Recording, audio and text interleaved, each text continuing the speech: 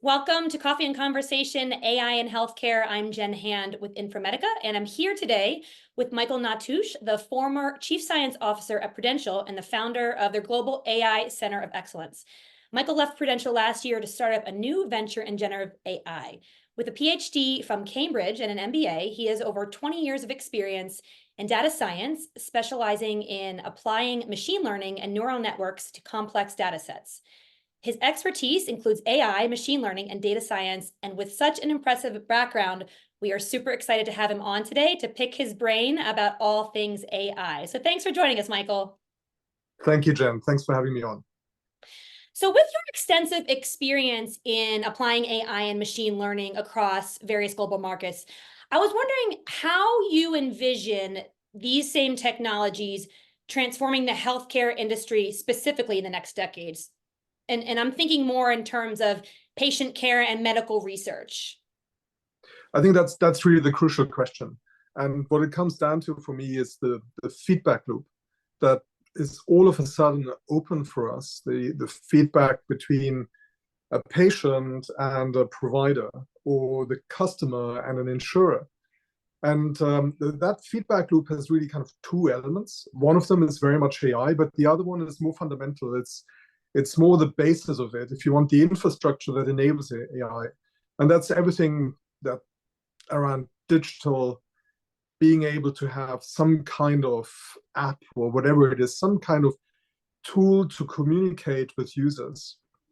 And that's really the basis. Without that, AI can't really do that much. If you're still sending documents on parchment by carrier pigeons to your patients, AI is probably not going to be that useful. But if you have the tooling in place where you can hear the voice of the user and hear the voice of the patient and observe their actions, you can then let AI come in and reacting to those actions and giving recommendations, not just generic ones, but making them relevant. And personalized is obviously the key word to the person who uses this.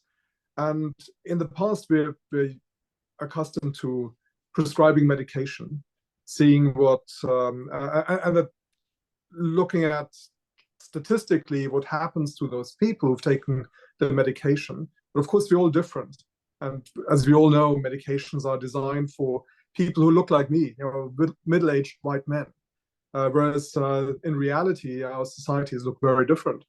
So it gives us an opportunity now not just to wait and see and look at things statistically, but also look on a case-by-case basis what happens to somebody who has taken some medication.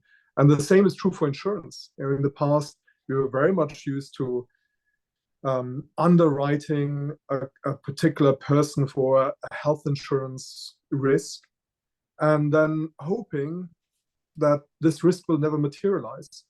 Whereas this feedback loop will now enable us to maybe change behavior so that we can work together with the customer to make sure that what they don't want to happen, or what we don't want to happen, that this health risk actually does materialize, that will never happen. That's really the promise, in my mind, that AI has for our industry. So it's almost as we continually refine and evolve the feedback loop, it impacts the power of personalized medicine. Absolutely, absolutely. And obviously, there's lots of aspects to personalized medicine, all the pharmaceutical aspects of it, but also the behavioral parts. We all know that most people don't finish the prescribed courses of medication. We're all human. We all have lapses. My cat, unfortunately, is on steroids.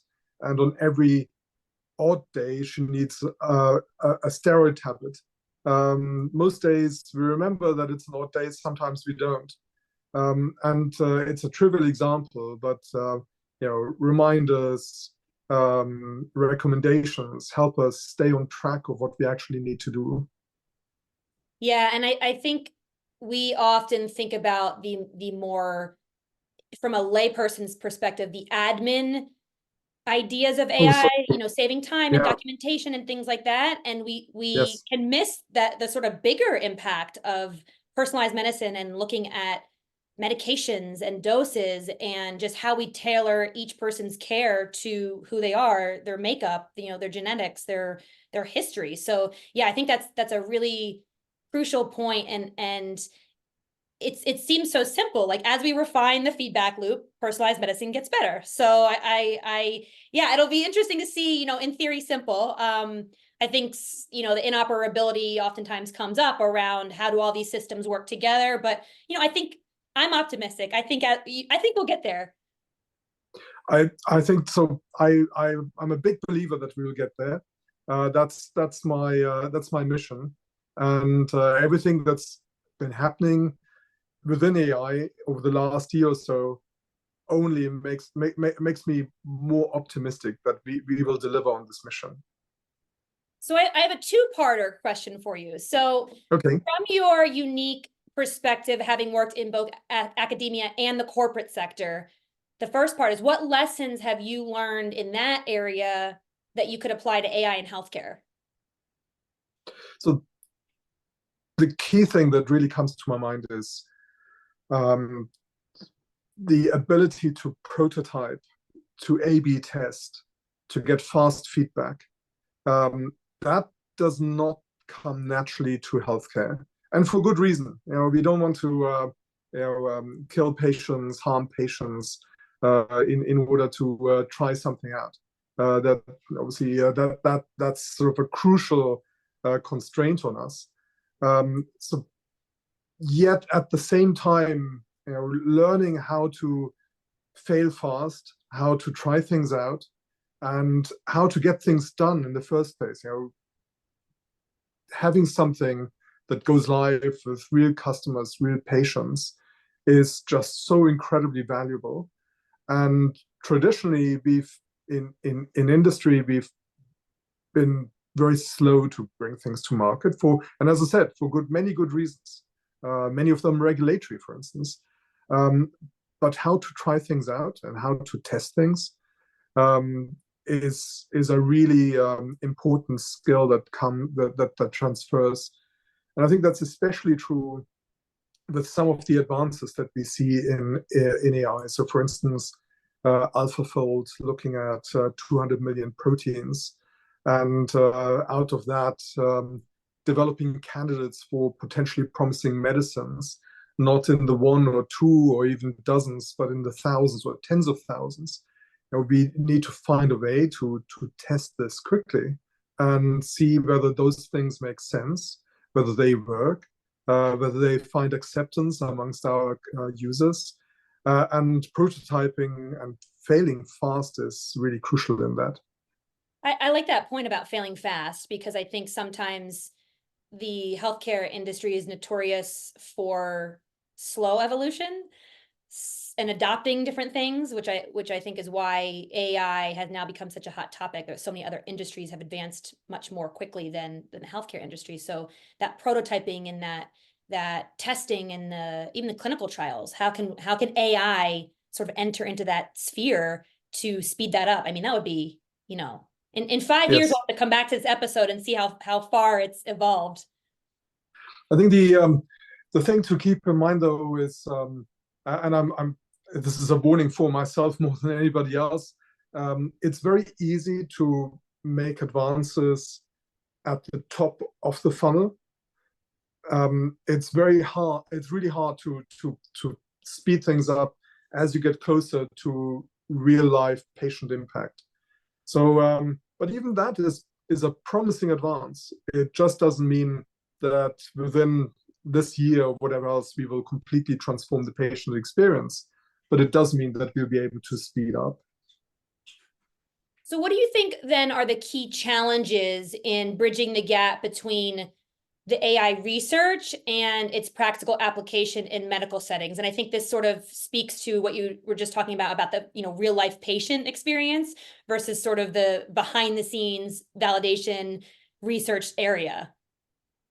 So I think that's a really good question, because the two are very distinct, and it is very tempting to just see some advances and read the latest press release of whatever AI startup, and us kidding ourselves that this will become a reality immediately or in a very short period of time. And that's kind of two things two examples that come to mind. One, a couple of years ago, there was a very famous paper on characterizing lesions on skin lesions, moles, for instance, and trying to identify which of these are malign and which of these are nothing to worry about. That's obviously a really crucial decision point. If skin cancer can be deadly very quickly. And the paper that was published in Nature, key publication, was very, very promising, very high accuracy, being able to distinguish between those two. Yet we haven't really seen a device like that been put into practice. And the reason is that doing something in a laboratory setting, with labeled images and all the many mistakes that can creep in. For instance, there was one version of this algorithm that picked up on the fact that, as so happens, images of malignant growths have very often have a ruler attached to them. So the moment it saw a ruler, the chances that it was classified as malignant went up. And the reality is just much more complicated. And the other thing that goes with that is, just because we have a clever algorithm, in this case, some clever piece of computer vision, it doesn't mean that we've solved the end user problem. Doctors are not just diagnostic engines. They do a lot of things. They talk to people, they look at people, they get an overall feel, they understand the patient, not just from a single image, but also much more holistically. Ideally, they have knowledge of patient history, for instance. So it's very tempting to be optimistic and say, we haven't advanced in a model, which is what AI research is all about. And therefore, this will revolutionize real-world healthcare. And an example that was kind of the second point that I alluded to before, an example that comes to mind is Geoffrey Hinton, somebody who's often nicknamed the godfather of modern AI, who in 2016 said, we should stop training radiologists. Computers will very soon be able to outperform all radiologists. So instead of training people who will for sure be unemployed in just a short number of years, we should just focus on the computers themselves. Now, in pretty much every single developed country around the world, and certainly the less developed countries even more urgently, there is a shortage of radiologists and radiographers. And that just shows it is very easy within research to be extremely optimistic and look at the results that come out of a model that's been trained on a particular set of data. But that doesn't mean that it will have the commensurate impact in real-world patient care. And I think there's a big gap. And obviously, we must have advances in research to drive forward, ultimately, advances in patient care. But just because you have a huge advance right now doesn't mean that there will be an immediate impact. There will be, the world does not just revolve around AI as much as I hate to say that. There are many more things that need to be done, and people have a role, and that's easily forgotten. I think that also speaks to the human part of AI and how AI is a complement to the human services in healthcare that, there's a big fear of, will AI take over nursing and physician work and everything? And it's like what you were saying in your first example of doctors are more than just a diagnostic engine.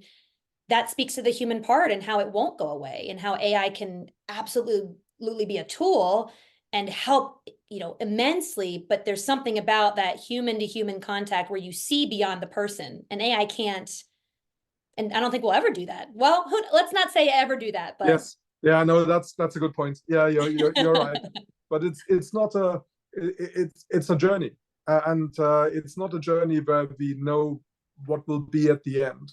I think it will be extremely hard for AIs to replace nurses for many obvious reasons.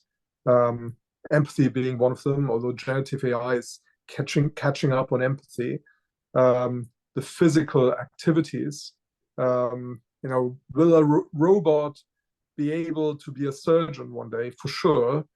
Will it be a phlebotomist one day? Most likely, yes, of course, why not? But these are not things that will happen within the foreseeable, meaning 3 to 5 year time frame. I would be very surprised. Obviously, it's been a couple of years of big surprises in AI, but I'd still be very, very surprised to see advances this fast.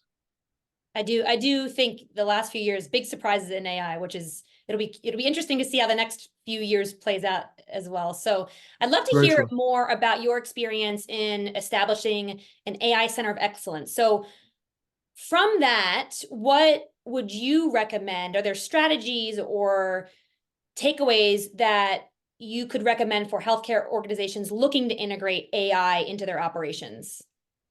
Yeah, lots of experiences, a lot of them great, some of them actually all of them very, very painful. Especially, we've started doing this in 2016, so coming up to 8 years ago, and when there was very little acceptance that this might be of any use at all. But the key is to get started and to then take it somewhere that it's meaningful. Sounds very waffly, but in my mind, there's very often there's two extremes.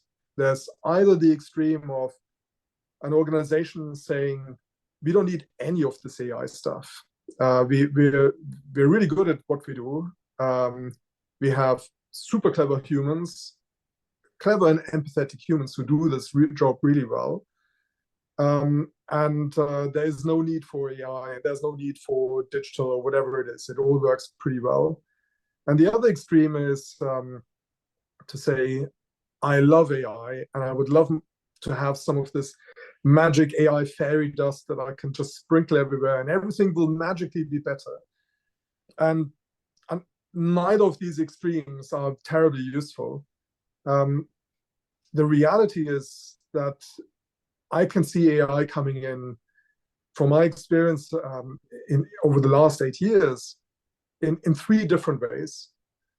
One, very much incremental to an existing process that already has flows of data and possibly automated decision engines associated with that. Claims fraud in insurance is one good example.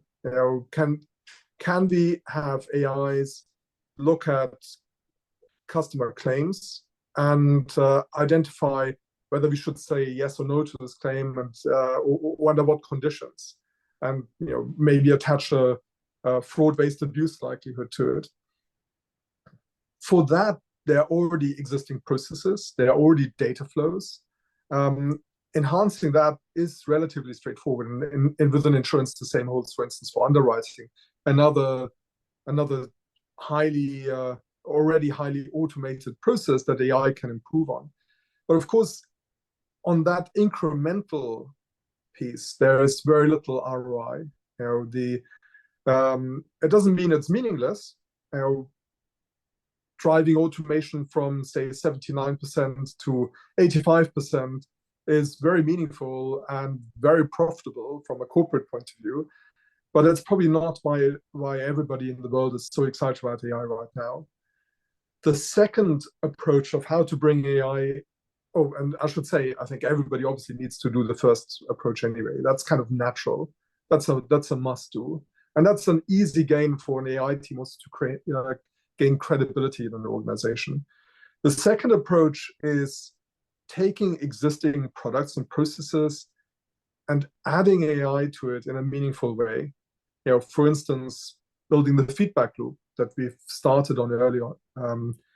That's harder. The returns are greater, but it requires a lot more thought and a lot more investment, and a lot more trial and error. And the third piece in my mind is creating a whole new set of products where AI is really a key ingredient, where the feedback loop, for instance, is a key ingredient, where the whole product, the whole experience that our patients or customers have are designed around the fact that we now have AI in place. So, how can we, from an insurance point of view, sell health insurance where we ensure that risks are minimized because we have this constant communication, this constant back and forth in a meaningful way, giving the right message in the right tone at the right moment in time to the right person on an ongoing basis. So it's really reimagining how we would produce products that are of value to our users and obviously to us as well. So that's that. I think it's that journey. That's the hardest bit, but I think that will have the greatest returns. But the natural starting point is the incremental piece. If I had any advice for anyone who's thinking about deploying AI in their organization, the incremental piece is a natural starting point, but don't get too excited about the returns that you get. Yeah, and I think that incremental mindset is an easier pill to swallow rather than you redo the entire organization. It's like, you start small and then you learn and you get that feedback loop. And I also, tying into the first part of this episode, the personalized medicine and having that be that big vision, AI can be such a tool to facilitate that. And with that feedback, gaining more data, refining the data set, and creating more personalized medicine. So it's almost like keeping that big vision in mind. So those are great points. Yeah. So as we end, I want to just ask you quickly, I hear you're writing a book on real world AI applications. So do share more with us. I'd love our viewers to be in the know. Thank you for mentioning that. I'm far behind where I want to be in getting it out.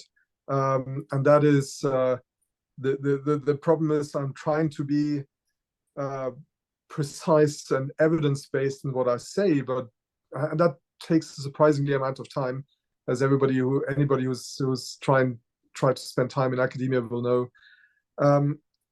But really what my book is all about is trying to help people understand, first of all, really what AI can deliver to their organization. Second, what are the typical obstacles that are in the way from making that a success? And then thirdly, and most importantly, what needs to be done to overcome these obstacles. And there is no magic. It's just a whole bunch of things that need to be done to get things right. For instance, prototyping, how to structure teams, how to approach projects and business cases, and how to build new products, for instance. Those are all things that you can have a set of recipes that will help you make your AI initiatives a success. And that's what the book is all about. That sounds amazing. We'll keep our eyes peeled for that, and it's now out in the world, so we'll stay tuned for that. So thank you so much for joining us on Coffee and Conversation and sharing your insights and expertise with us, and have a great day. Amazing. Thank you so much, and great to talk with you. Take care.